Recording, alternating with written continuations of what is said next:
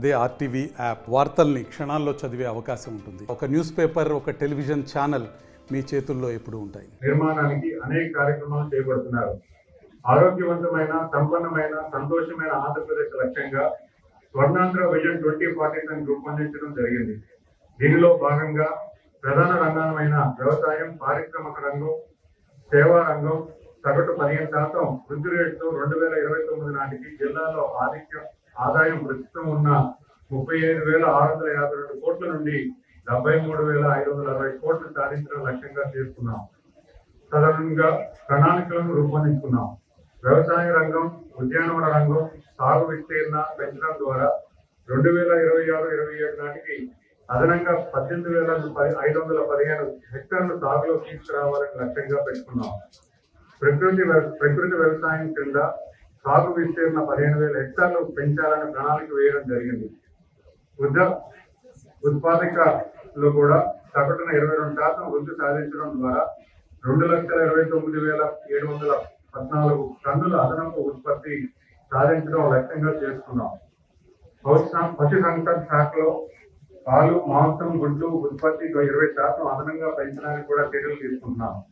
గౌరవ ముఖ్యమంత్రి గారు శ్రీ నారా చంద్రబాబు నాయుడు గారి దార్శనిక నాయకత్వంలో స్వర్ణాంధ్ర విజన్ 2047 భాగంగా ఆంధ్రప్రదేశ్ ఒక కుటుంబం ఒక పారిశ్రామికత అనే నిదానంతో పెద్ద ఎత్తున స్వయం ఉపాధి అవకాశాలు కల్పించడానికి రాబోయే 3 సంవత్సరాలలో రాష్ట్రంలో ప్రతి అసెంబ్లీ నియోజకవర్గంలో ఒకటి చొప్పున 175 ఎంఎస్ఎంఈ పార్క్ ప్రారంభించడం అయినది. పారిశ్రామిక రంగంలో కొత్త ఎంఎస్ఎంఈ పార్క్ ఏర్పాటు చేసే దిశగా ముందుకు సాగుతున్నాం. ఇప్పటికే నియోజకవర్గాల వారీగా ఎంఎస్ఎంఈ పార్కింగ్ కోసం 248.7 ఎకరాల భూమిని కేటాయించడం జరిగింది.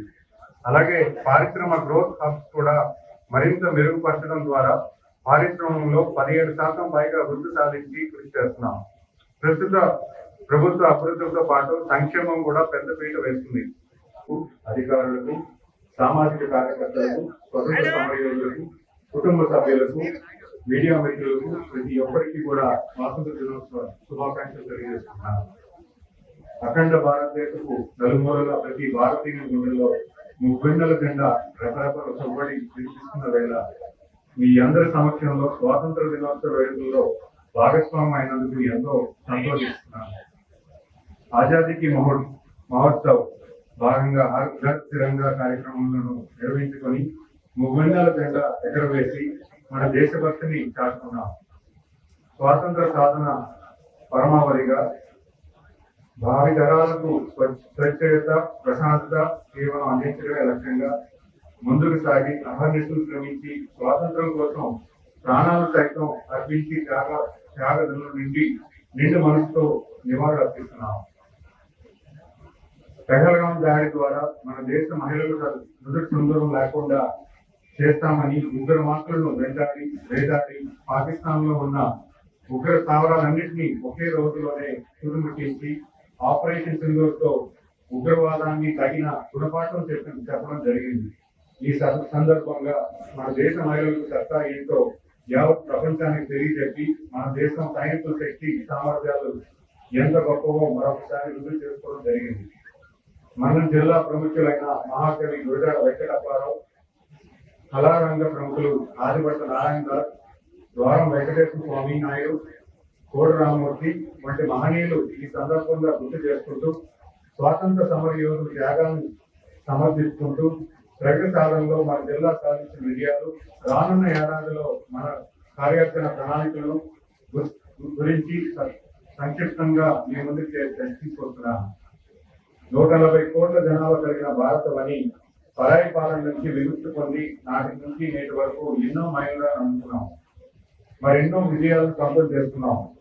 ఆర్థిక, సామాజిక, సేవా రంగాల్లో విశేషమైన ప్రకటన సాధించింది.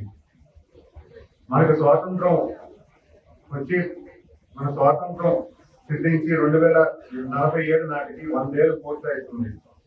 ఆనాటికి మన దేశ అభివృద్ధి చెందే దేశంగా రూపొందించే లక్ష్యంగా గౌరవ భారత ప్రధానమంత్రి శ్రీ నరేంద్ర మోడీ గారు నాయకత్వంలో వికసిత్ భారత్ అనే ఒక విజన్ డాక్యుమెంట్ ని కేంద్ర ప్రభుత్వం రూపొందించింది. దినత్వంలో ఏకత్వం ప్రత్యేకమైన సువిశాల భారతం అని 78 వసంతాలు స్వతంత్రాన్ని పూర్తి చేసుకొని తెలుగులో ఫాస్టెస్ట్ న్యూస్ యాప్ ఇప్పుడు కొత్త అవతారంలో 5 సెకండ్లోనే పూర్తి వార్తా సమాచారం మీ చేతిలో. సోషల్ మీడియా ట్రెండ్స్ మీ కళ్ళ ముందుకే live TV and voice search ఆప్షన్స్తో ఇప్పుడే డౌన్లోడ్ చేయండి. యాప్ లింక్ డిస్క్రిప్షన్లో ఉంది.